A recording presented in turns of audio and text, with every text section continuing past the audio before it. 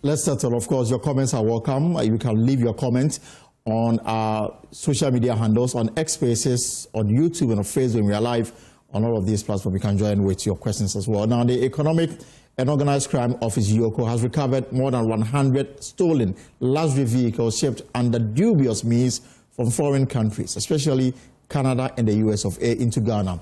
The anti-graft body is investigating about 300 cases of suspected stolen vehicles in collaboration with Interpol, the Federal Bureau of Investigation, FBI, and the Royal Canadian Mounted Police. Now, speaking on the AM show, the head of legal and prosecution at the EOCO, Leo Anthony Siama, warns the public to be extra vigilant when buying vehicles, especially high-end ones, in order not to become accomplice in criminal enterprises. Now, there are a lot of red flags that come to mind when you are dealing with stolen vehicles. First of all, we have put out a list containing some of the vehicles that are prone to theft. We have named the Honda CR-V, which on our list is the highest number in terms of the vehicles that are being stolen. We have mentioned the Dodge Ram. We have mentioned the Ford F-150. We have mentioned the Range Rover. But in addition to that, you are also looking at the BMW X7 and X8 series. You are looking at the Mercedes, all those luxury brand of vehicles. And this is actually because these vehicles have a high-end value. If you look at the fact that a person who goes to steal this spends or expends almost no resources in getting these vehicles and selling them, it's a lucrative business. There's also a very high demand for the vehicles. This is one of the problems. And now, in terms of the other red flags, when you are purchasing such a vehicle and you question or you try to ask a lot of questions pertaining to the transaction history of the vehicle and you are getting an evasive seller, that should be a problem. That should be a red flag for you to quickly identify. Secondly, if you are requesting for the identity, a verification in terms of a valid identification for a seller and the person is withholding such information, that should also be a red flag. If you are inspecting documentation, for instance, a title or custom declaration documents, and you realize that VIN numbers are altered, tampered with, or in some cases, they are even deleted or try to alter them, these are also red flags. When you are doing a physical inspection of the vehicle as well, and you see vehicles, for instance, such as those without, how do you call them, the rear view mirror, which is where the GPS tracking device is actually kept, that should be a red flag. Okay. In some instances, you realize that the VIN number as contained in the vehicle, as it comes on the vehicle, there are about 2 or 3 locations in the vehicle that you can inspect VIN numbers. There's one, I think there's one on the dashboard, there's one on the engine area, there's one around the seatbelt side. If those 3 numbers, VIN numbers, are not consistent with each other, that should also be a red flag for you. Now, the cost of the vehicle is also imperative. If you look at the market value of a vehicle, which is about 400,000, 500,000 on the market, and someone is offering to sell it to you for 100,000, that should obviously be a red flag. So some of these things are very important for us to look at. Then also we have what do you call them? This 400,000 you quoted is in dollars or cedis? Dollars, cedis, whichever one, depending on the brand of the vehicle. If it's the extra luxury car, what I personally call the extra luxury cars, like a Maybach or Lamborghini, maybe? Yes, maybe a Lamborghini, maybe, and the market price is $500,000, and somebody's offering it to you for $100,000. Obviously, that should be a major red flag for you. Interesting. I mean, you're just telling us how you can avoid getting into such troubles, but one can really be very careful, right? Some people have mastered the craft, and you can be so aware, but you just can make that mistake. And when you do, what do you do? So first of all, if something like that happens, you should contact the authorities. Which one of the authorities? EOCO, Interpol, the primary authorities. You can. You also have to ensure that you are giving us details of the vehicle, details of the person you are conducting the transaction with, and at that point you stop the transaction. I'll take this opportunity to advise the public to take their time when they are negotiating some of these transactions, because time is of the essence. There's one particular bizarre case of a vehicle that was stolen, but at the time the purchaser was buying it, the status of the vehicle had not been declared as stolen. That was because the owner of the vehicle parked the vehicle at I think it was an airport, traveled to another state in the US for holidays, returned about a month, 3 weeks to a month and a half, only to find out that the vehicle was stolen. Then made a police report. By that time, the vehicle was able to be brought here, went through our customs and everything, again, with some coalition from authorities, both from there and here, and the car was sold to an innocent person. But later on, when the original victim or the owner made a report, the car status changed. So yes.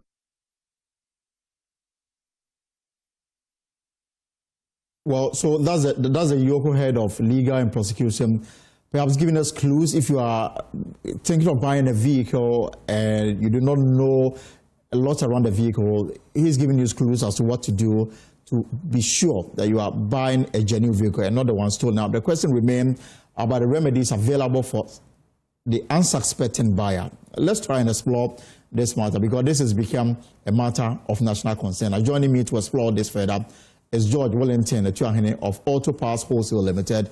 George, it's good to see you. Good afternoon. Welcome to the program. Good afternoon, sir. Welcome. So right, George. So a lot of conversation around this matter. First, let me pick your thoughts on what is happening so far, stolen vehicles, and the conversation around it before we get into the details of what EOCO is getting us to understand. First, your general impression of what is happening so far. So it's difficult for the normal Ghanaian consumer to be able to know the status of a vehicle because obviously from what we have known, when you are buying a car, the norm is that you go to customs or there's a customs short code for you to be able to verify the status of the vehicle. Because you are assuming that before the car will be able to enter into the borders of this country, the due diligence and everything has been done by the customs for the car to be able to enter the country. Right. And so, it baffles my mind when there's a lot of these things entering the country and then, the people there are victims and then there are also victims here. The one who buys the car here too becomes a victim because at a point, if they didn't know and later the car is taken away from them, they lose their money and they also become victims. So that's what it is. But clearly, if Ghana, we have a porous border, such that, for example, our custom and port officials are not doing their work well, that is how come we have so many stolen vehicles on our roads. What about the entry points, the originating ports? What do we say about that as well? Because obviously, it may have come from the US or Canada. What about those ports as well? So I think you are talking about the port of departure where Right. the vehicles leave to come here. I wouldn't know how things work there, but I'm probably sure that because of efficiency and how they are wanting things to move as fast as possible at their ports, they will not be able to see because they obviously will not be able to do a manual check on each and every container that is moving. So it will probably be very difficult for them to be able to see each and everything. It's just like the police on the road.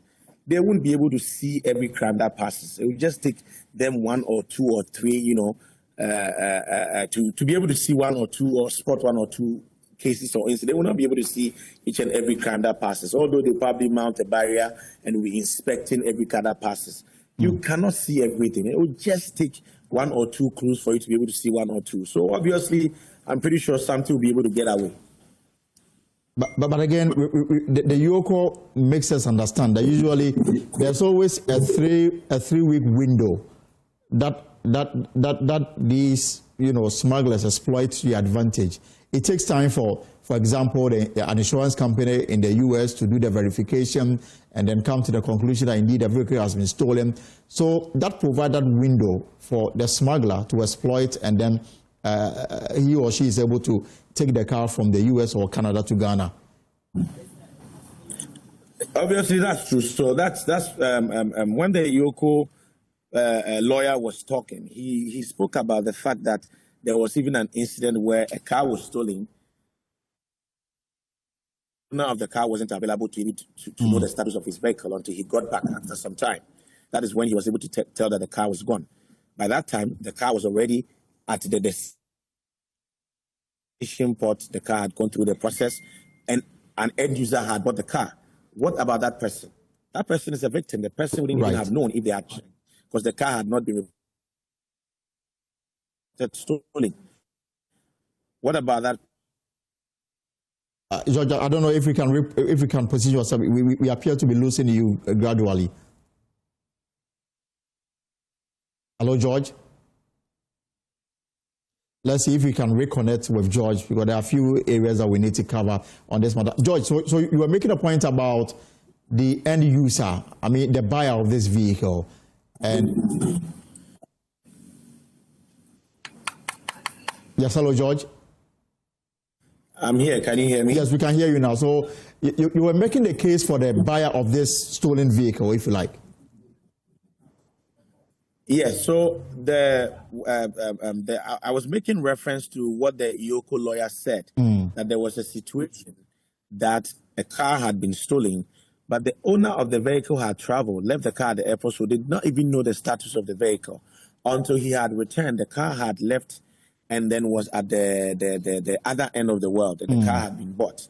Within that time frame, if the buyer had done even that due diligence, how would he have known, because the car was not reported stolen? So in a situation like that, what then happens? How is the person going to be able to salvage the situation? Because he did everything he could. He did proper due diligence. He checked with customs. He probably went to Interpol. The car was cleared. And then afterwards, it says the car status is stolen. I want to know, in a situation like that, when the car is returned to the legitimate owner, is the government going to reimburse the Ghanaian victim his taxes or his duty? That's a fair question to ask. Right. And then, but then the blame sometimes is put on the buyer for failing to do due diligence. I mean, we've been told that you should check the VIN number if the car is being sold to you at a price that is much lower than what pertains on the market. These are clues that you should that should give you the indication that perhaps you are not entering into a very good business. Are this very easy to get? It's like buying food on the open market or going to a restaurant to buy food. You ask, oh, this food, is it nice? How will they tell you the food is not nice? Which person is going to tell you that the car they're selling to you is a stolen vehicle? So obviously, they won't come clean. So it will be difficult for you to be able to extract that information that you want from them. But then he made emphasis with the fact that you have to check with Carfax. But Carfax is restricted. Ghana is restricted. You can't even open the Carfax. So how then you do that due diligence? Ghana is restricted how? IP-wise, geolocation-wise, you can't access the Carfax website. So if my mother in Asante Bekwai wants to buy a car and decides that, okay, she even wants to do proper verification, she can't even have access to the website. So how will she be able to check? And in Ghana, there is nothing with which you'll be able to use to be able to see the status of a vehicle. And would every buyer of a vehicle be able to go to Interpol to check? What about a car buyer in Obuasi? What about a car buyer in Somenya? They all have to come to Interpol in Accra to be able to check the status of their vehicle. So it so happens that someone is not doing something proper at the port. And so they should stop making it look like the buyer here is not a victim. The buyers here are victims. And when you talk about price, when you go on the open market, Honda CRV is 700,000 Ghana cedis. When you check on cars.com, how would they even think that the car is stolen? So that analogy that when the price is too good to be, the price is never too good to be true. Because no thief is coming to sell you any Honda CRV for 400,000 cedis. None is out there for the user to buy. And so it's up to the customs people to be able to look into the preventive section of making sure that the citizens of this country are treated right, not so that they become victims of situations. Because a young lady would take a loan from the bank, buy a car. How would the person be able to tell the status of the vehicle, whether it is legitimate or illegitimate? They buy the car, they do all their checks, they go to customs, they go to Interpol, the car is clean. Then, months later, the car is taken away from them that the car is a stolen vehicle. What then becomes of that? Now, after that, the car is returned to the actual owner. Okay, now, the reason why you took duty from them was because they were owning the property in Ghana. Now, the property has been returned. Does the government reimburse them? These are things they have to look at. They don't always have to look at the situation where the cars are taken from the people and then they are happy as if they are doing their job. We appreciate it. They are doing their job. But they also have a responsibility of making sure that the Ghanaian citizen is protected. If the cars don't come at all, how would they go and buy it and become victims? So you are saying that it is not true that stolen cars are being sold on the cheap on the Ghanaian market? I'm yet to see the analogy the guy spoke about, that a car can be 400,000 and then they sell to you for 100,000. It's a big red flag. Even a small boy who's a kid will know that this is a red flag. But I'm yet to see anything like that on the market. If they go and do a proper investigation, they'll see that these cars are being even sometimes sold higher than the legit cars. Because the Honda CR-V on the market right now is about 800,000 Ghana cedis. Brand new or used? Used, that's about $70,000. So who in his right senses will buy a stolen vehicle for $70,000, especially if it's a Honda CR-V? Because the person obviously would not know that the car is stolen. Exactly. And if I knew, I wouldn't pay for that when my money can buy me a legit one. So they should do more about protecting the citizens of the country. That is what we are trying to say. How many people, if the government is not able to see at the border that a car is stolen, how much more an individual who has less resources? And just imagine if everybody decides that they are buying a car and they are going to Interpol to be able to go and verify. So has Interpol been reduced to a car verification operation network? Is that what it is? But we are wrapping up on this conversation. So clearly you think that customs should do more, or better still, EOCO should do more, rather than making it look like the buyer, the innocent buyer, you're on your own if you fail to do due diligence on the vehicle that you are buying. Ignorance of a crime is not an excuse. But how would this person be able to tell the status of the vehicle that they are buying? When Carfax that EOCO is referring to, you cannot open that website in Ghana. You understand? It is impossible for a Ghanaian car buyer to be able to do an external verification. And systems that work in America, they don't work here. How would you be able to know which dealership the person is even telling you they bought the car from? So the responsibility is on our authorities to be able to do more at our borders, to be able to protect people so that we don't become victims of this situation. But they don't just let these cars enter, people buy them, and later you take it away from them and sit on TV and make it look like you are doing your job. We understand you are doing your job, but that is not preventive. That is reactive customs. We are talking about preventive customs.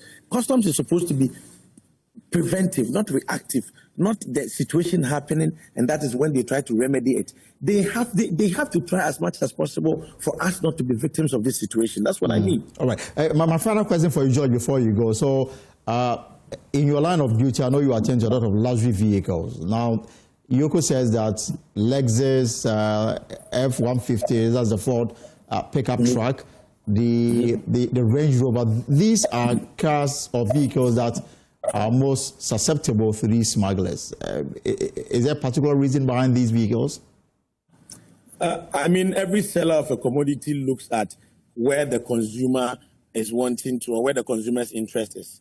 So that is normal business. You're not going to bring a car that it doesn't have demand on the market. And if you look on the Ghanaian market, a lot of people like Lexus. It's like a Toyota. It's very reliable. We know about Mercedes-Benz. It's very reliable. We know about Range Rovers. They are very luxurious. So obviously, this is where the market is, and so this is where they will try to explore. They are bringing in vehicles that have demand.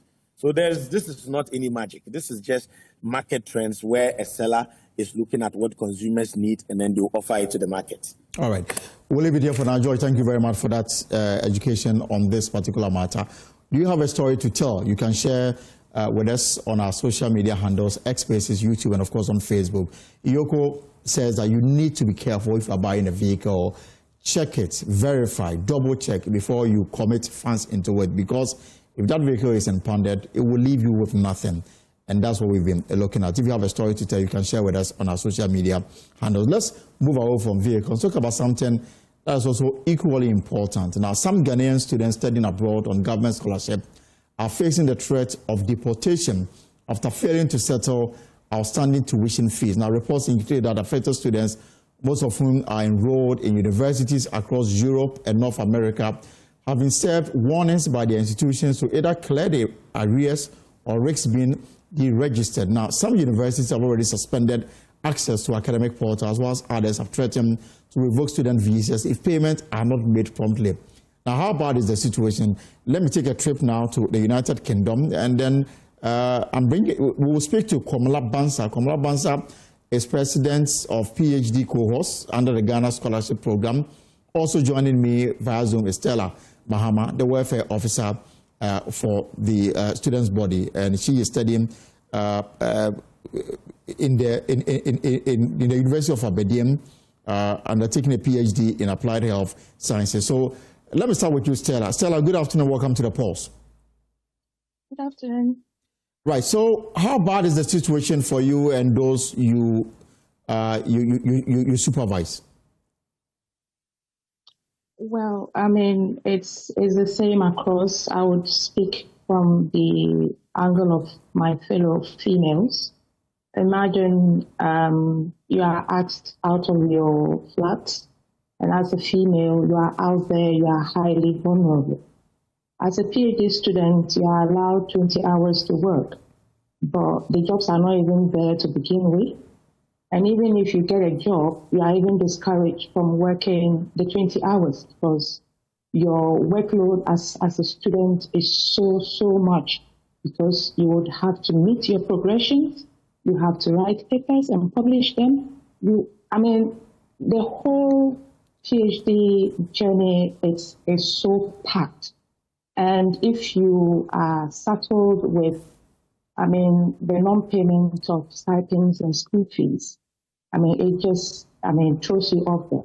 It's a serious situation for us as students, at the moment. All right. We'll deal with the issues more, but also joining me is the president of Prince Komala Banza. So, Prince, you're also welcome. And you are president of students undertaking PhD studies on government scholarship, right? Absolutely, if you can hear me. Yes, I can hear you. And Prince is with the University of Lincoln. So, Prince, as president, how many members are under you? So, currently we have about 110 students, and approximately, let me say, 15 or 17 are actually on the red list, which means they are potentially facing deportation because they've been withdrawn from their schools, and some of them has been suspended. And so they do not even have access to the university portals, so they cannot even submit their thesis. And just before I came online right now, I just received a text from another colleague saying that he's supposed to submit his thesis this week, Friday, but his fee has not been paid. So before I came on air, I was talking to, so I just messaged the representative at the High Commission now to see what can be done. And she was telling me that by tomorrow she will personally see if she can handle the situation. But before I came on air, and I think I've shared some information with you. Right, of course, and we'll highlight those on the television for our viewers to see. The text message that has gone to some of the affected students. Yes, absolutely. So obviously there's a gentleman whose deportation is right today, and I've been following the issue for a very long time. There hasn't been a forthcoming. Friday I had to put more pressure. Monday was a bank holiday in the UK. So today, back and forth, I was going, and fortunately they managed to remit the money to the school. But now the school is saying that they've given him enough time and that he definitely have to leave the country. So I'm still pressing some buttons to see how we can assist this particular student. The issue is that the administrator of the scholarship has to understand one thing. The point is that the operational mechanisms of the UK institutions are completely different from Ghana. So if the Home Office issued a visa withdrawal for anyone, that means that the person has to leave the country. It doesn't matter whether you pay the money or you don't pay. There are some schools that will say, okay, you have paid the money, so we'll write back to the Home Office. Right. But that also takes time for the Home Office to acknowledge those letters.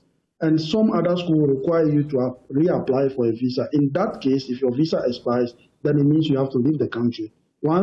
So as we are speaking in terms of this gentleman now, he's going to be an overstayer after 2359 this night. So you can imagine the situation in which he finds himself. And there's a number of our colleagues in that similar situation. And look, as I share with you, even the stipends, there are people who are owed stipend 36 months. 36 months. Yes, the colleague I was telling you about right now, he just texted me now and said, oh, my stipend is in arrears of 32 months, which means that for all the 4 years or 3 years that he's doing the PhD, he only received 4 months stipend. Let me also reiterate that. Before you go on, Prince, let's stay a little longer on this gentleman who is due for deportation today. And you said that even though the money or part of it has been paid, the UK authorities is still insisting that he has to leave. Yes, the school says he has to leave because apparently they've given him enough time to be able to pay the money, which he's not able to do that. And so basically that is it. So where did the payments come from? Where did the payment that just got to the school, where did it come from?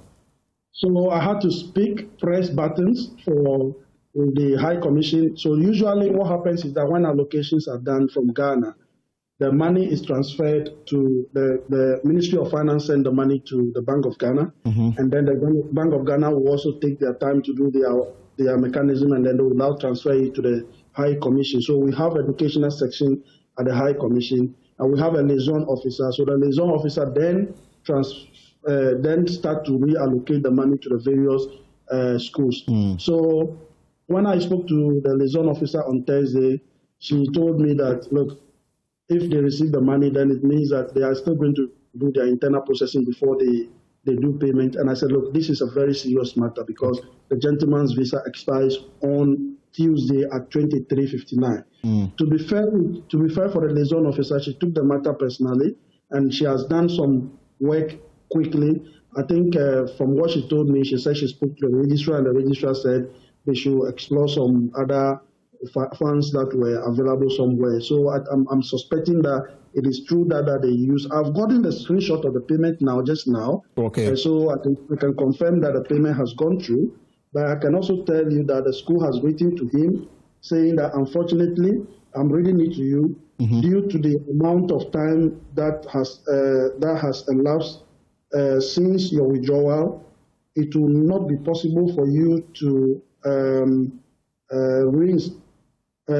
it will not be possible for you to be reinstated back into your course, and for your student visa to be reinstated at the time. It is vital that you do not overstay on your student visa if UKVI have advised your student visa expire today. We recommended that you arrange to leave the UK as soon as possible.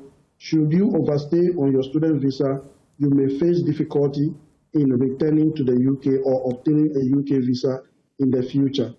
So all right. So on the screen now, hold it for me, Prince. On the screen now is some of the communications that have gone on to Ghanaian students on government scholarship, and as you can see, there's a communication that went to one of the affected students, and according to 15 of such individuals are on the red list, meaning they can be deported anytime because of government failure to pay tuition fee for the universities that they are undertaking this higher education. And let me just go over. It says it is vital that you do not overstay on your student visa if the UK have advised that your student visa expires today. We recommend that you arrange to leave the UK as soon as possible. Should you overstay on your student visa, you may face difficulty in returning to the UK or obtaining a UK visa in the future. And there are so many of such text messages or emails that we've seen sent to the Ghanaian students. So Prince, this particular individual, and more you have there on your screen. So this particular individual,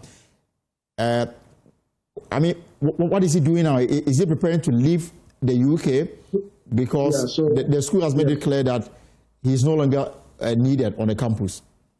Yeah, but the reality also is that he's not been paid throughout the time that he's been here. So where is he going to get the money from to buy a flight ticket?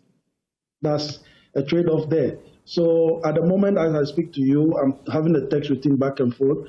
I asked him to go to the school, contact his program manager, and then see how they can assist him in terms of probably issuing some letter to him, because I've asked him to draft a reapplication down to stop the clock. So even if the application is not complete, you can send it like a reapplication for visa, so that whilst he's putting in place processes to get some documentations to be able to. Unfortunately, he's not even qualified for a fee waiver application, so he's not able to access the fee waiver application system as well. So, but I'm following up with him. He's constantly updating me on what is going on now, and so maybe I'll share the outcome with you subsequently. But the situation is very fluid now. A lot of students are very apprehensive. And you said 15. And you said 15 are on the red list.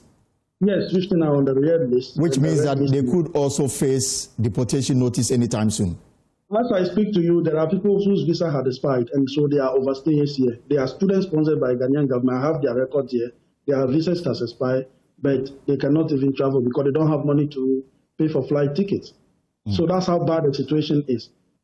That's how serious the situation is. But in the case of this gentleman who is facing a deportation today, when you pushed at the Ghana embassy and possibly the scholarship secretariat in Ghana, some intervention came. Yes, so is it a case that they are responding to need-to-know basis and they are not dealing with everybody en bloc? Well, it does appear something like that. I don't know, but I'm not able to say that clearly. But to be honest, I've engaged the registrar a couple of weeks back, and I've engaged some other actors also involved. I'm in constant conversation with the liaison officer.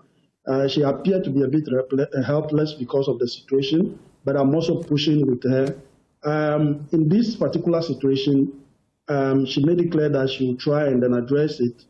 Even the payment even itself has gone through, but even we don't even have an advice to even give to him as a proof. So she has to take the risk of sending a screenshot of the payment so that we could see what we'll do. Because I told her that, look, if the clock goes by, this gentleman, it will be very difficult for him to be able to get, even if he reapplied after, the clock is, gone, it means that he's become an overstayer. So we need to do something. Let me cross over to Stella, who is in charge of welfare for some of these students. But Prince, what is your own situation? Yeah, so I'm at the moment, I'm not due for a fee payment, but I've also been evicted from my property as well because I have not paid my rent for ages. So how are you holding yourself in the UK? Yeah, so I have up to a few weeks to be able to move out of my property. So that is how bad the situation is.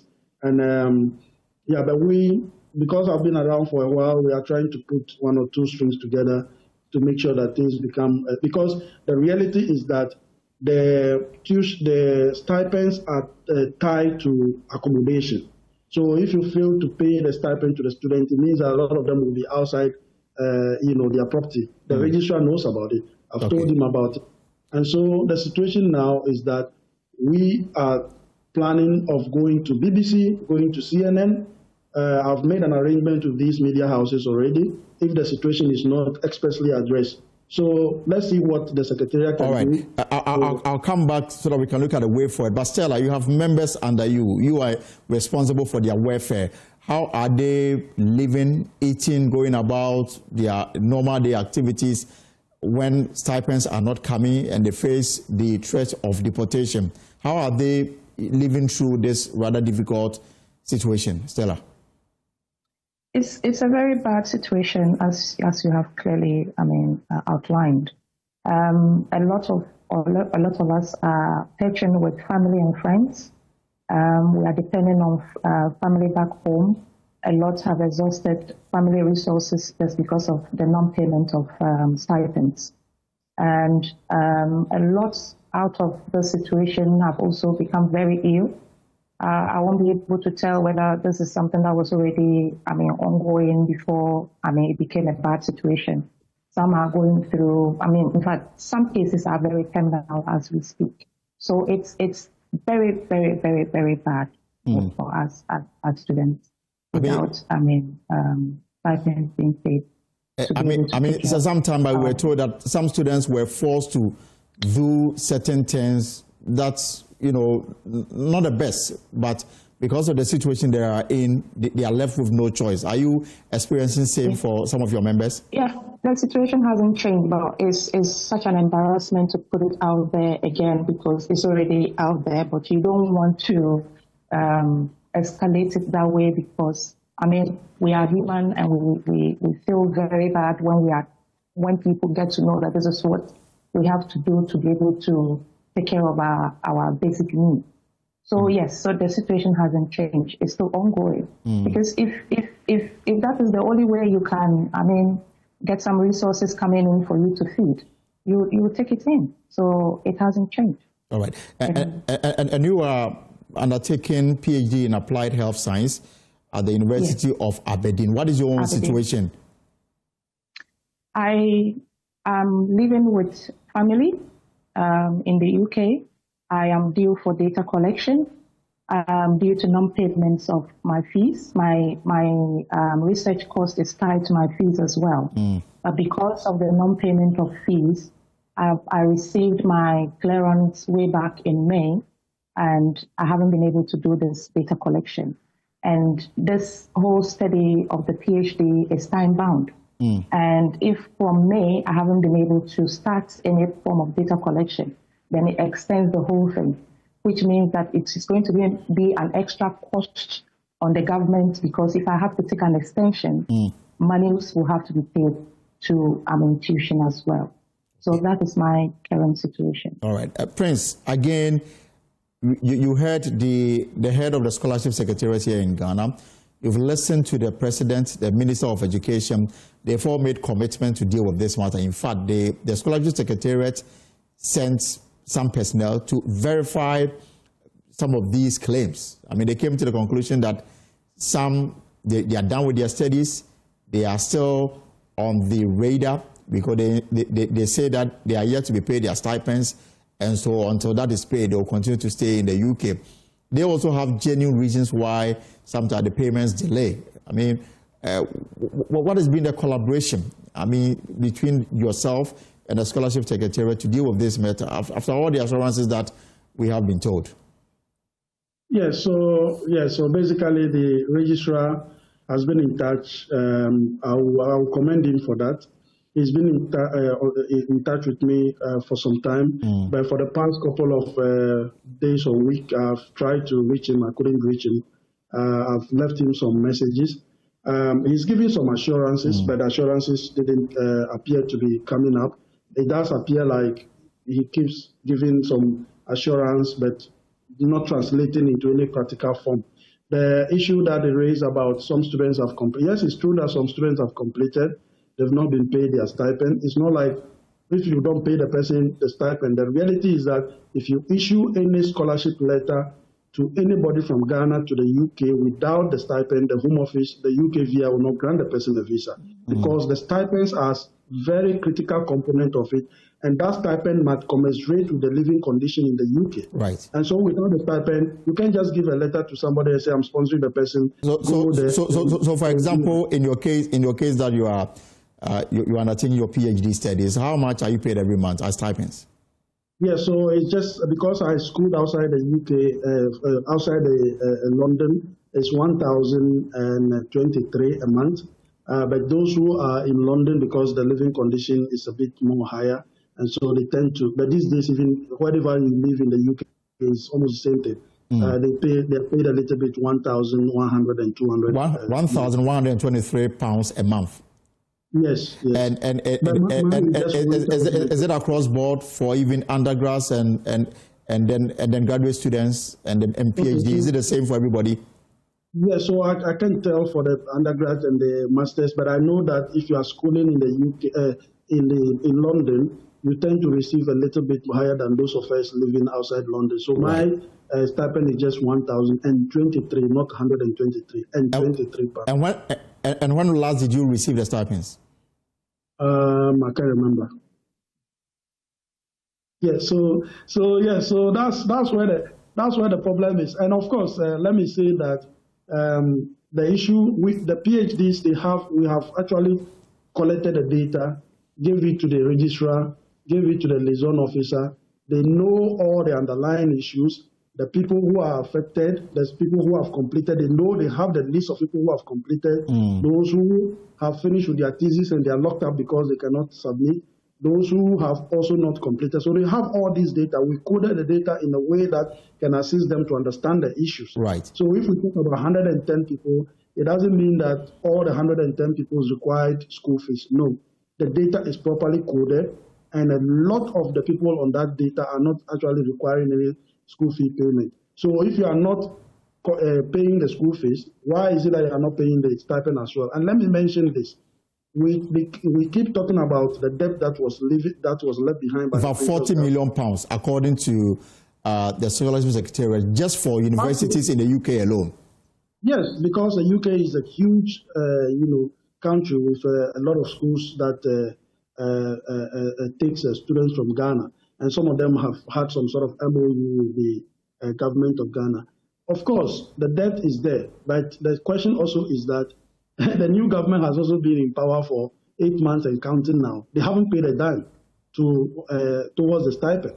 So if the previous government had left this debt, why are you not also, maybe let's try to start from a clean sheet and say, okay, this is how much I have come to meet, but this is how much I'm owing, so let me try and address my debt before we can think about the debt that the previous person left behind. I mean, there's a logical way that can resolve this.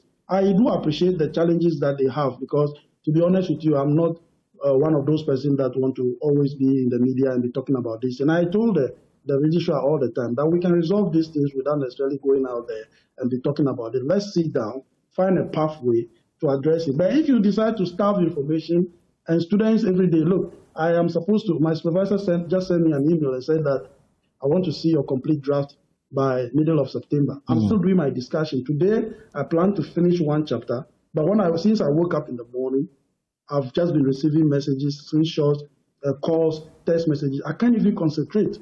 So if the situation is addressed, I also have a peace of mind. And I keep saying this all the time, but it does appear like nobody wants to listen. All right. And you see, always complaining about a problem without taking action, it's not going to resolve it. Because the previous government also, if you ask them, they'll tell you that they left this X amount. Maybe we'll have a conversation, a true conversation on this, and then I'll tell you how much, they also came to meet and all that. Because let me allow Esther as we begin to wrap up on this conversation. So Stella, the Ghana Embassy, the Ghana High Commission in the UK, are they doing anything to help resolve this matter? Just as the President said, I mean, it's a helpless situation for them as well, because what we are made to understand is the resources are not there at the minute. And if it is not there, what can they do as the High Commission? So it's a helpless situation for them. So it's a passionate appeal to government to come to our aid. I mean, if the High Commission is giving some funds, and then students will also have some peace of mind. So how are you encouraging the members to keep hope alive? It's I mean, you expect that you being the one leading, you have a better situation, but you are perhaps in a worse situation than them. So it is a matter of let's leave everything to God, that this too shall pass, I mean, we try to mobilize help from every corner that is possible for colleagues that are really, really in dire need. I mean, that is the only thing we can do as a group. Otherwise, as a leader, you only try to hold yourself a little bit and then send some words of encouragement to others. Otherwise, you are not feeling in a better position. I'm guessing that as leadership, you are inundated with calls every day. It's such a huge task. I mean, if, like President said, it's back and forth, midnight, every hour of the day. Messages can come. You can't even put your phone on mute because somebody could be in a very, very bad situation and you will have to find a way out. and you have your studies deadlines to meet as well. So, I mean, it's a bad situation we are handling, honestly. All right, I appreciate your time this afternoon. Stella Mahama is a PhD candidate, University of Aberdeen, and she's a welfare officer for Ghanaian students on government scholarship. She is, studying applied health science for a PhD. Thank you so much, Stella. Let me go back to Prince as we wrap up on this. So, Prince, I mean, government is doing her best to keep these students in school, give them the necessary training so that they come and help in nation building. The accusation or the criticism, some of them, when they compete, they don't even come. So the state doesn't even benefit from all this money that went into their training. And how are you getting your members to tune their mind to the fact that after they have enjoyed their life in the UK on government scholarship, they should also come back home and help? Because that's also been another criticism. Absolutely. We appreciate the effort of the government. I always tell the registrar that, look, I appreciate the challenges that they've come to meet. It's no fault of theirs at all. But we cannot continue to gloat over the problem without resolving it, so we need to get a way around it. The issue about people finishing their courses and staying here, just before I came on air, the gentleman who cannot submit his thesis on Friday, he just told me that, look, Prince, I want to just get done with this and go back to Ghana. I don't even care whether I get there and I don't get anything to do. So there are people, nobody wants to live in this country. It is the government that came up with a program called the Letter of No Objection. Now that Letter of No Objection only gives you some sort of access to explore industry. You have some sort of industrial experience after your course. That visa that they give to you, which is like the postgraduate visa, it doesn't lead towards permanent settlement in the UK. Right. So people normally misconstrue this and they think that, oh, when the people finish, they stay abroad and all those kind of things. No, people want to come here because the postgraduate visa is only a temporary visa to give you some sort of industry experience, just like Professor Afriko Boateng and all the politicians in Ghana that have finished their courses abroad and they've had some sort of experience, they've come back to grow the country. It's the same thing. In any case, if you keep on hammering the fact that students finish and they live in abroad, have you got any contingency measures to accommodate them? Already, those who are already there are having a serious problem in terms of jobs. So until we find a way to address even the unemployment rate and all that, you saying somebody that they should come back to Ghana without putting in place, and I keep giving this example, sometime in 2018, about when I came to Ghana, the first two taxis that I took, they were all graduates from the UK here. And they told me that they haven't got anything to do, so they have to be doing taxi job. So you can imagine that we piled 110 people back to Ghana, and there's no available mechanism to accommodate them into the system. And then briefly, it's going to put more pressure on the government. Prince, and then briefly, I mean, governments pay the tuition, also support you on a monthly basis. But what about the parents? When you say the parents, what do you mean? The blame is on government to find money to pay this tuition. Government is working on it, but I'm saying that as parents of some of these students who are abroad and studying, couldn't they also take part of the responsibility? Well, the scholarship is supposed to be for people who are in a dire need of help. So, but you and I know that this scholarship has become a protocol arrangement where even people who are well-to-do take advantage of it. So that has been one of the issues. So I keep telling people I never paid a dime for any scholarship. Even if you ask me, I'll tell you I don't have it. Okay. So, I mean, if you go and pay, if you have the financial muscle to pay for a scholarship, and then somebody assured you to come into this country, then you become like a liability to yourself, because the scholarship is supposed to be for people who cannot afford the opportunity, but they are very brilliant. Take the courses that we are doing, for instance, like my course, for instance, you can imagine what that will help people, the country in the future. You know, the issues about artisanal mining, you know, we keep talking about it. People just speak on radio and bring sentiments without examining the data, coming out with a nuanced solution to the to the problem. So people, if you take the PhD students, for instance, the kind of courses that our colleagues are doing here, if the government really want to reap the benefit of what we are doing here, I'm telling you that our country will be a better place, because the research cut across every aspect of the challenges we are facing. All right. As a we'll leave it here. So we shouldn't see this as a gesture or a gift to people to go and sit somewhere. We should see it as an opportunity for us to be able to develop our country. All right. Thank you very much, Prince. And we hope that government through the Scholarship Secretary will act and act fast because of the 15 Ghanaian students who are on red list and could be deported anytime. So Prince Kwamla Bansa is president of, these are PhD candidates who are undertaking studies on government scholarship in the UK. And he is into social policy with focus on artisanal and small-scale gold mining sector. Also heard Stella Mahama, the welfare officer for the students. We'll take a short break here on the pause. If you've got any comment, please see loads of them. We'll share it with our viewers shortly. When we return, Parliament Public Accounts Committee push for stricter measures to deal with financial mismanagement in public institutions as payroll fraud, procurement breaches, and others lead infractions in the 2024 Auditor General's report. This afternoon, we asked what more can the committee do to help the situation. The chairperson of the committee, Abena Osai-Sare, former Minister of State at the Finance Ministry, is my guest in the studio after this break. Welcome back. And of course, my guest this afternoon is the chairperson of the Public Accounts Committee of Parliament, Honorable Abena Osai-Sare. Now, the Public Accounts Committee of Parliament is pushing for stricter measures to help deal with increasing financial infractions captured in the Auditor General's report. Financial mismanagement among government institutions have seen a jump in the last year with non-debt recovery, rent and payroll fraud, leading to irregularities in the 2024 Auditor General's report.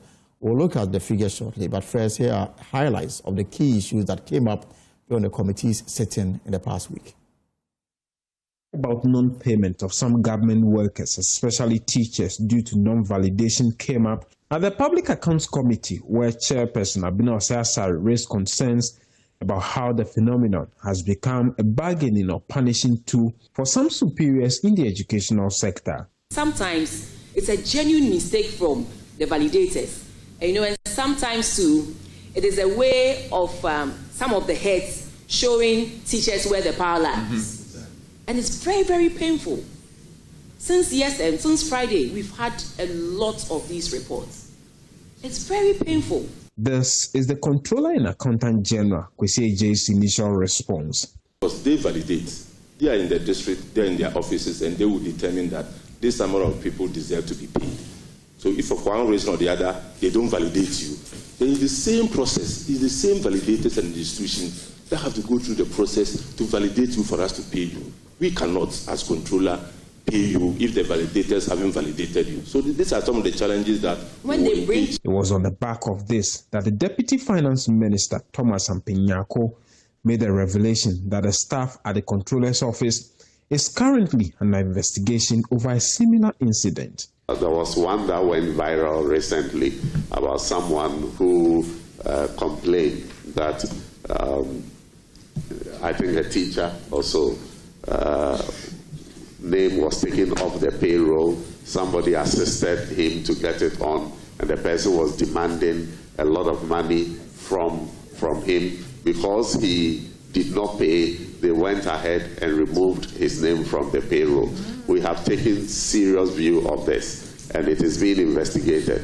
Fortunately, Controller knows the person in the Controller office who activated, who deactivated, but a lot more information need to come out for us to know what really went on and for the appropriate punishment to be meted out. And so the Finance Minister takes serious views to some of these things, and he's asked that we have an in-depth investigation into it. We will apprise the general public of whatever the outcome is. On the part of the Finance Ministry, they have been referred to the Attorney General for prosecution over procurement breaches.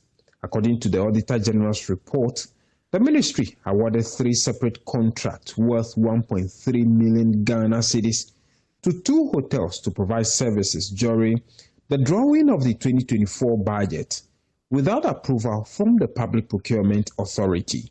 When Ghana Revenue Authority appeared before the committee, the ranking member, Samuel Atamels, asked that the authority furnish the committee with a full list of all debtors who owe millions of cedis in tax and how much has been collected so far.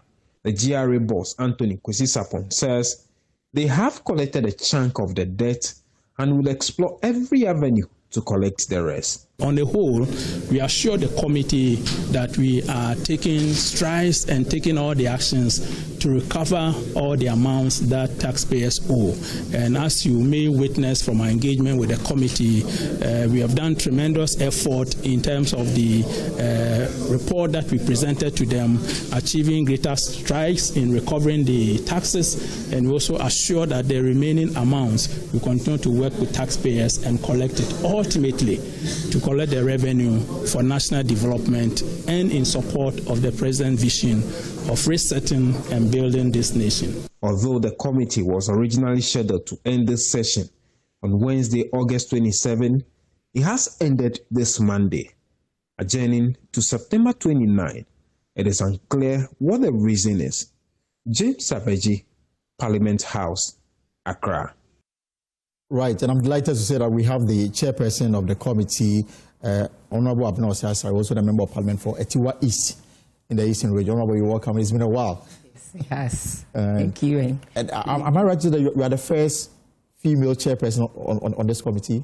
Yes. Oh, that's great. That's some history there. Mm-hmm. But before you came on, I mean, just something I want to pick your minds on. I engaged some PhD students in the UK who are on government scholarship. And 15 of them, they've been marked for deportation. In fact, one is coming home today because of government indebtedness. Government is not paying the tuition fee. And for that reason, they've been given a lot of reminders. So as we speak, one is being sent home today, 15 are on the red list to be deported, hopefully, next week. That is, if nothing is done immediately to avert the situation. I mean, how is it so difficult for government to meet some of these obligations? Good evening to your listeners. I cannot speak for government, but what I can say is that it's about our priorities. Mm-hmm. I know there are a lot of equally important things that we need to do with the revenues that we raise. Right. But once we commit to send our citizens out there on scholarship, and out there, things are not that easy. Right. And so... some for 36 months have not been paid their stipend. That's quite... and so I think government should do its best to squeeze whatever resources that they have and place some at the scholarship secretariat so that they can also pay what is due these beneficiaries. Okay. Because it will not be right for your education or your program to be cut short. Right. Because the government that accepted to give you that scholarship is refusing to pay. And so I believe it's something that we should speak to the finance minister about and see how best they can also support the scholarship secretariat to do the needful. This is something that we all must see how best we can support them to make sure they continue with their studies and come back home with the objective for which they went. They went there, all right. Now, I don't know whether you've seen this Daniel Yaudemalevo's post on Facebook, for example. And let me just summarize what he says. He says, I vehemently disagree with the PAC chair, Honorable Abena Osai, when she chided the Ministry of Education accountant from Donkokrum. Instead of praising him, in my view, the accountant did the right thing. If I heard the exchange between the Honorable chair and the accountant correctly, the teacher in question validated his own records in order to unlawfully receive additional salary. All that the accountant did wrong was to put embargo on the teacher's salary in order to recover the unlawful payment. This action of the teacher may qualify for theft, fraud, embezzlement, misconduct, or corruption. And then he said that the teacher should be praised instead of the condemnation. The accountant. The accountant should be praised instead of the condemnation that he received before you. Well, let me say that I welcome his academic opinion on this. But in all things, we should look at the practicality of it. This is a headmaster who validates and is expected to be validated. In the first place, the accountant failed to validate the headmaster. Right. Because it's like a check on the headmaster. So one, the accountant failed to check, to validate, even after the headmaster had validated himself, the accountant is also supposed to validate. That did not happen. Right. This infraction has been committed. The Auditor General comes and draws your attention to it. and ask that we recover these monies from the teacher. One. Let's look at the practicality of it. That if you say you are going to put 100% charge on the person's income, in effect, what are you trying to say? A zero. Yes. At the end of the month, the person is not going to get anything. Meanwhile, the person is still at post, is a teacher. So how do you expect the person to make ends meet? And two, let me tell you this. There's a policy. It's a policy with our banks, policy with Controller and Accountant General, that you cannot put a charge of more than 40% on someone's income. Even if you are assessing a loan. Even if you are assessing a loan, the banks have 40% for regular loans and 50% for mortgages. Right. And it's the same policy with the Controller and Accountant General. So in our quest to address an issue, I don't think we would want to come up with impractical ways of doing it. Whatever it is, the teacher must be made to pay. But it has to be practical. So the accountant saying that, well, they are going to put 100% charge on, it is not practical. It is not practical. It's more like an academic work than, because, see, the teacher will have to go to work. The teacher will have to feed the family. We are not saying that what he's done is right. It's not right. But there are ways, practical ways. Now, it is our monies we want to recover.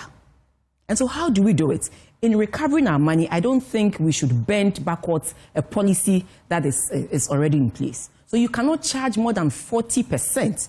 The controller, Accountant General has a policy like that. And even if you, for one reason, there's an overpayment, they take a part of your salary.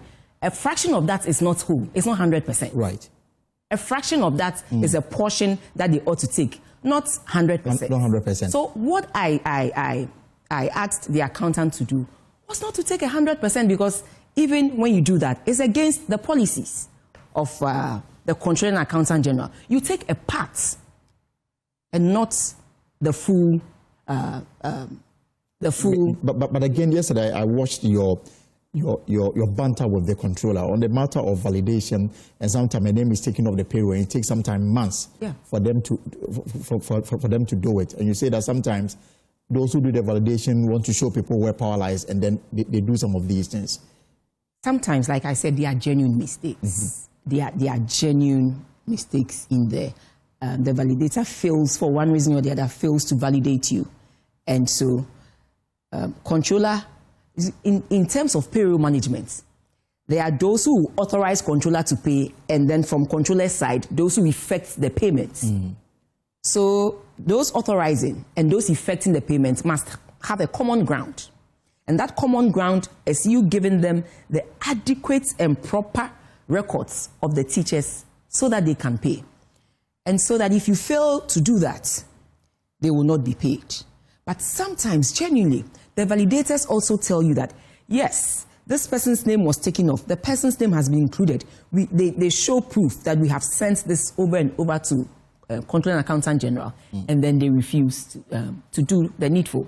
You heard the Deputy Finance Minister also confirming that one person was taken off the payroll, and a staff at Controller asked for some monies so that they placed the person back and were asking for monies for that work that they ought to do. Right. And when the person said no, they took the person's name off, and so they are going to investigate. These matters are real. These matters are real, and I feel that urgently the Ministry of Education, Ghana Education Service, and Controller must sit and find proper systems and processes in place to help reduce these things to the barest minimum. Okay. Because once they are at post, once they work, if for any reason a validator refuses to validate them, if for any reason their names do not appear, Controller will not be able to pay them.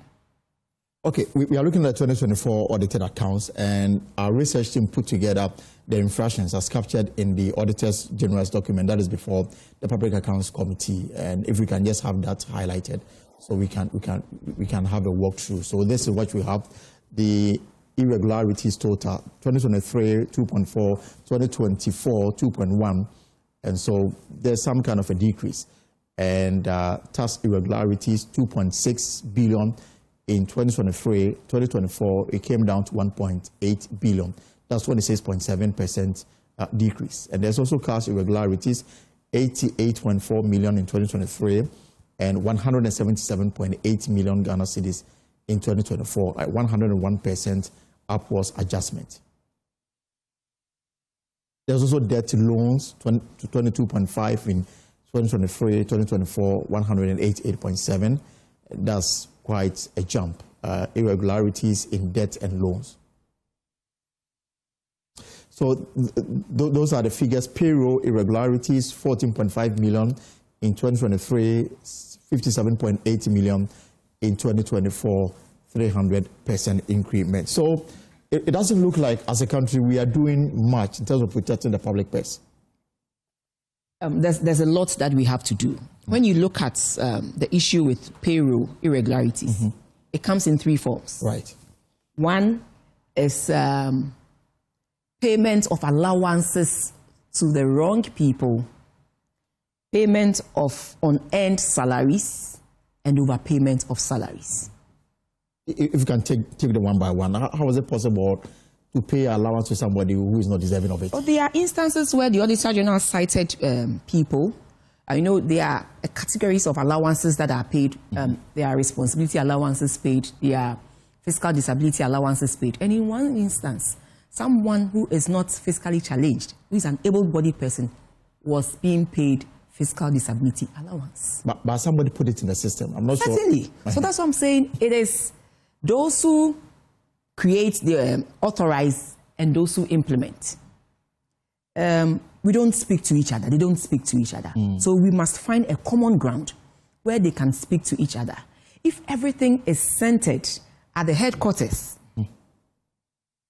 and you don't decentralize some of these things so that those who are closer to them will be in a better position to manage it, it gets difficult for you to manage such a thing. And also for overpayments.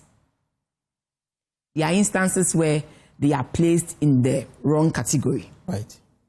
They themselves, those who validate, place some of these teachers and officers in levels that they are not supposed to be there. We also had a couple of them in the Auditor General. Is it deliberate or oversight?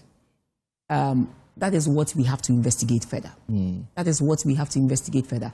In one instance, the person was placed on a technical university pay grade. The person was a teacher. So some of these things, it's right from the controller's side and the Ministry of Education or GES. That is why they need to collaborate more. And they need to find a common ground. And two, what I believe they should also do is that we need to hold validators responsible and sanction where we need to sanction them, the validators, because for them, they tell controller, go ahead, pay this person at this level with these responsibilities or with that. And so it is high time we also sanction validators who wrongfully do some of these things. Yes, do some of these things. And I believe it will go a long way to help us. And then the other thing, the unearned salaries, they come about. Almost every Auditor General's report, we've seen it. Yes. Yes.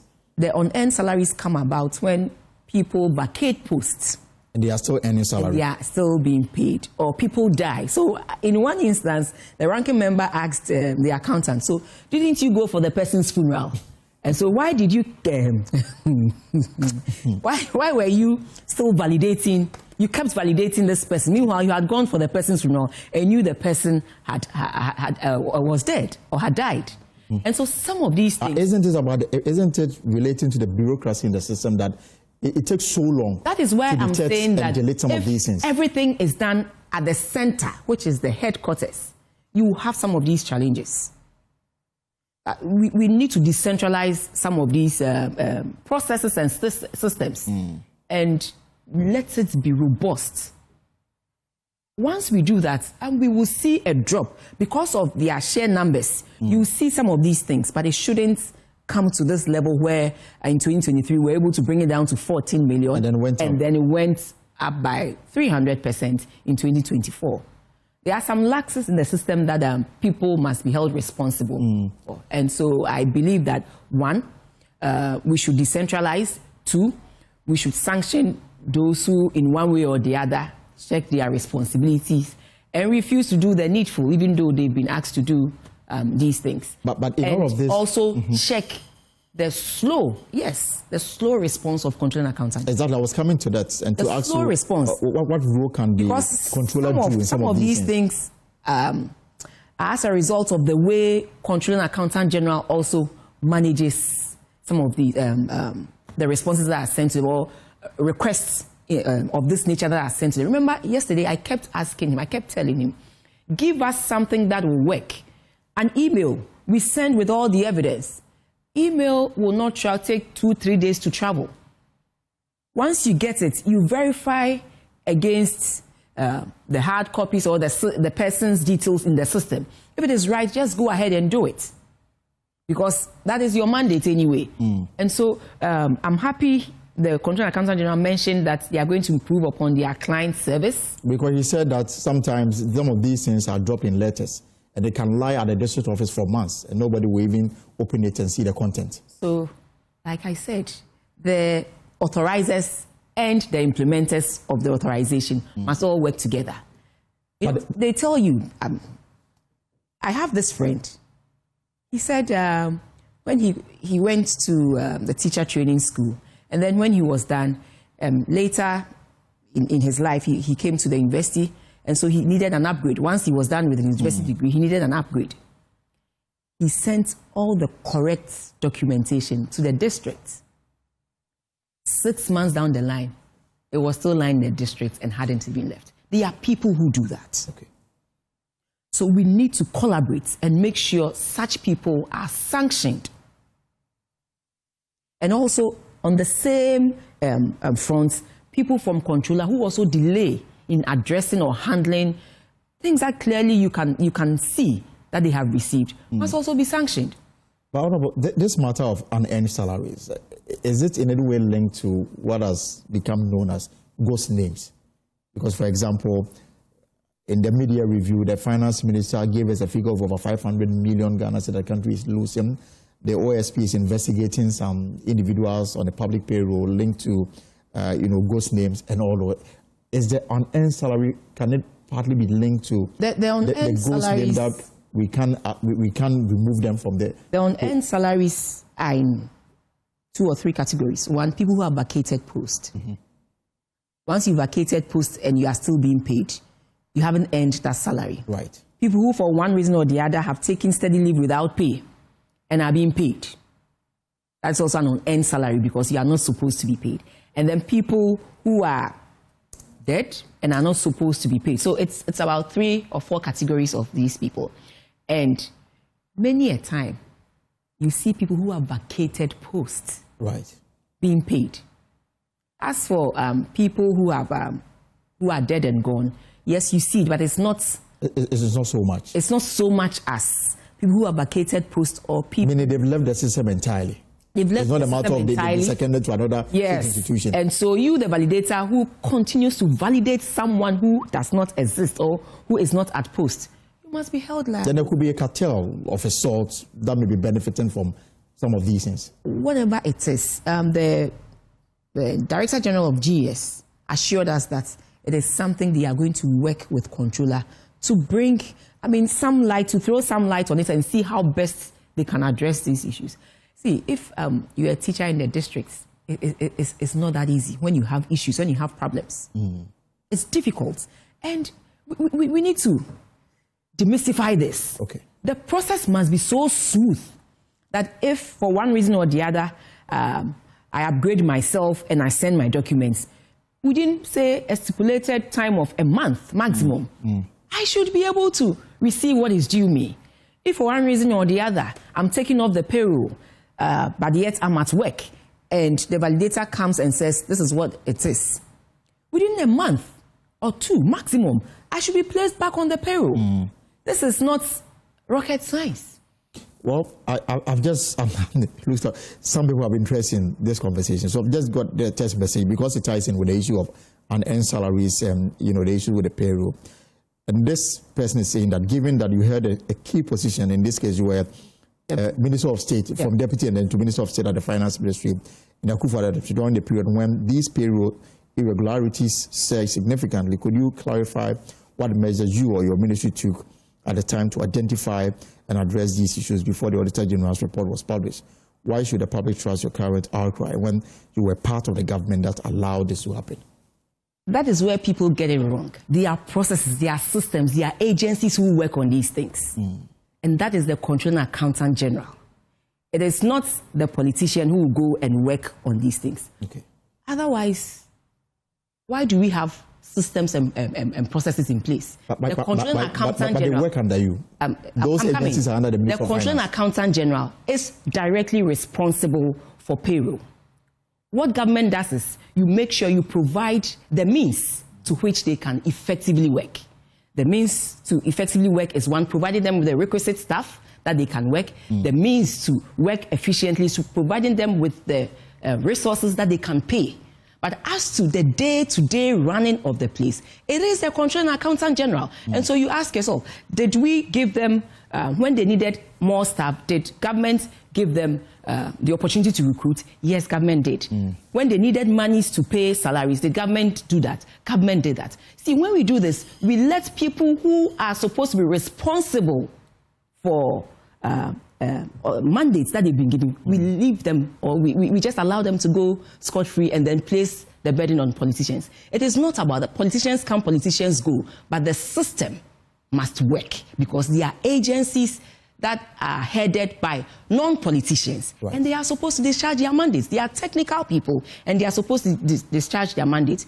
Clearly, when you see from 2020, we saw, a drop in the payroll audits, the payroll irregularities. And then in 2024, it just went up. So we can deal with it if we are committed to it. Ask yourself, the numbers in 2020, I'm talking the number of teachers in 2020, whether the same numbers in 2024, clearly numbers may have gone up. And that is the more reason why when numbers go up, you come up with measures that will help you to continually be effective and discharge your mandate. When you look in the PFM Act, every spending officer must be responsible for, whatever is placed in his or her hand. It's as simple as that. So you wouldn't blame this on systemic failure? It is not about systemic failure. It is about we, as Ghanaians, resolving to do the right thing. The person who decided to take the teacher's name off because the teacher failed to pay was the minister, the one who told him or her to do that. No. So let people who have been given responsibilities account for their for the authority or the mandate that they have been given. It is very, very easy for you to say it is the minister, but the person in that Controller Accountant General's office, it is the head of controller who does what, who manages that person, and not the minister. Okay. The other matter that always has become a regular feature, especially when you take the audited accounts of public universities or public tertiary institutions, you will see that universities sponsor lecturers for further studies abroad. Either they don't come back after their studies abroad, or when they come back, they are not even found on the university campus, and it's become a regular feature in this. And I see some appear before you are asking them, have you called them to come? And then there are all manner of reasons why the people are simply not available to honor the bond. How do we deal with this? With these things, as Ghanaians, we ought to do the right thing. As a citizen, you have been given a privilege. And before you got that privilege, you signed a bond that should you complete, based on the privilege that has been given to you, should you complete, you're going to come back to serve a certain number of years, and then you leave. And so if you fail to do that, you have to at least pay for the monies that was spent on you. And then we realize that in certain instances, they come back, they do a few. And then they leave. Not just they're leaving, but the ministry, department, or agency consistently paying the person. Even when the person has left, the person has signed a bond. But that is why we have guarantors. And we have guarantors who sign or stand in for them in some of these instances, and we need to go after the guarantors. In fact, there's one instance where in one of the reports... Yeah, Dr. Kennedy Osei and another lady. Yes. Exactly. And there's one that the person came back though. Yeah. He went to do something else, and yet he was still being paid by the university. That is what I'm talking about, that you need to hold the guarantors responsible. I mean, it's like that. When somebody stands in for you, I mean, in a bail situation, and they can't find you, what do? They go after the one who stood in surety for you. So that is how but it is something that we as Ghanaians should look at. This is, I keep saying that if we do not change our attitude, it is not about this or that, but our personal attitude towards things. You have a bond with your agency. They have sponsored you, that you are supposed to come back and work for 2-3 years. You come and then you abscond. And I'm sure this one too, if you are not careful, they will place it on the minister who was there at that time, or the minister who is currently there. But that shouldn't be. That responsibility lies with you, the individual who decided to abide by the measures that they approved for you. Oh, no, help clear this. I mean, I remember the Auditor General made an admission that he may have overstated the public debt.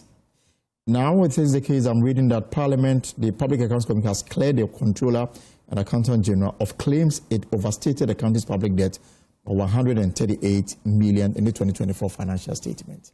Let me correct this, that Public Accounts Committee cannot clear or validate anything that the Auditor General has done. Right. The auditors themselves will validate it and will give approval. They will give approval that, yes, they have cleared.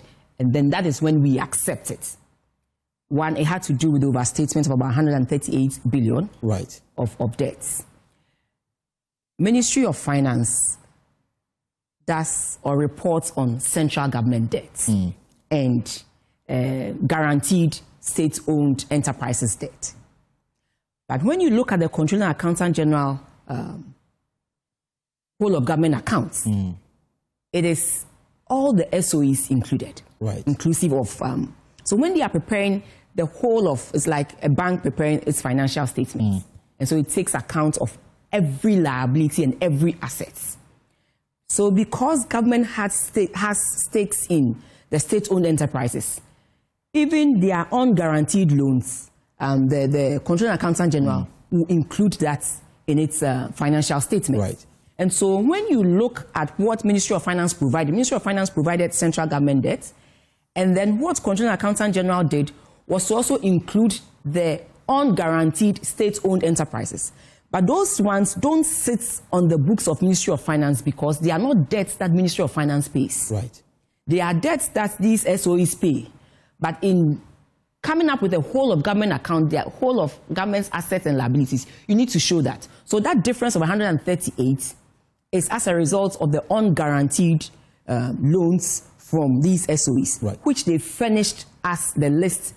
They furnished the list to the Public Accounts Committee, and they did say to the Auditor General.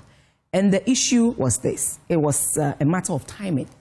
You know, Controller and Accountant General is supposed to prepare the financial statements for the previous year and hand it over to the Auditor General by March of the ensuing year. So March 2025, they ought to do that. They did that. The Auditor General looked at it. And the Auditor General is also bound by time. To also present its reports to Parliament by end of June 2025. So when they raised that query, before they provided the lists of the difference, the Auditor General was... already? Yes, no, because of the time that the Auditor General was also supposed to present the reports to Parliament. They went ahead and did it and presented it so that they would not be late for this one. But then, what we cautioned both of them was this, that they should collaborate more and also act timeously, because you are all bounded by time. You are supposed to finish by March, and then Auditor General is supposed to finish by June.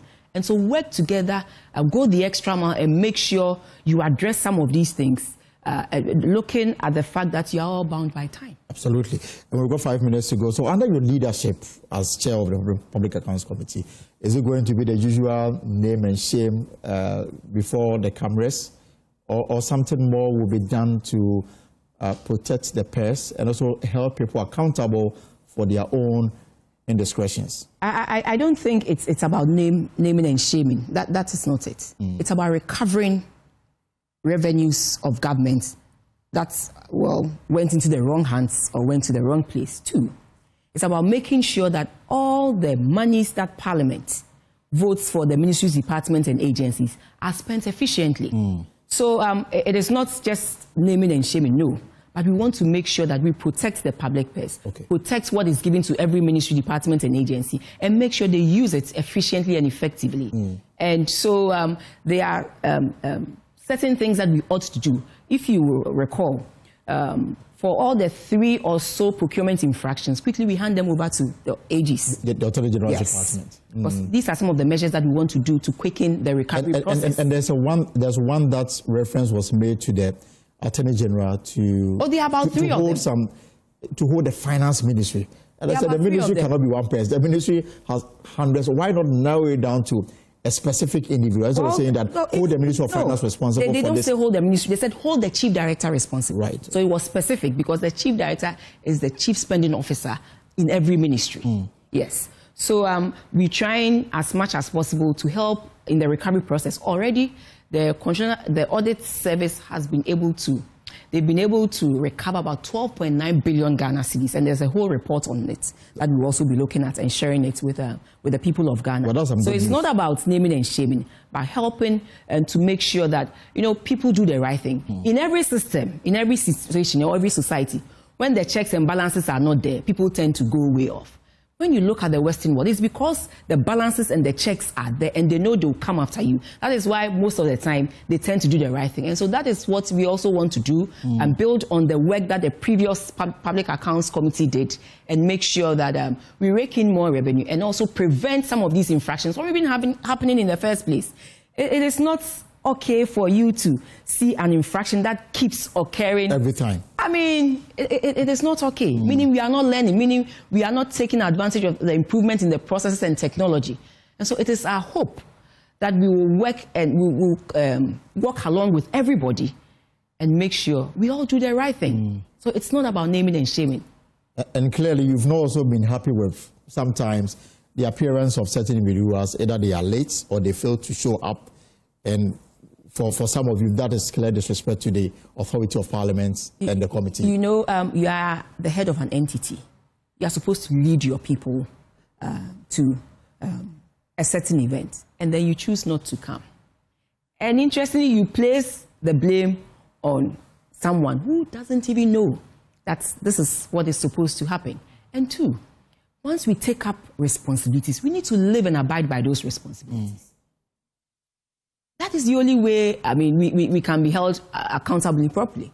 So if it is your ministry, the head of the entity must join you to come and make submissions, because some of the things, it goes beyond the technical people. It is the head that can take that decision. Yesterday, you heard the minister saying when there was an issue with the gift miss, the deputy minister mentioned that, yes, the Minister of Finance is working on it, and they hope that with ABCD, and they will be able to stem the tide.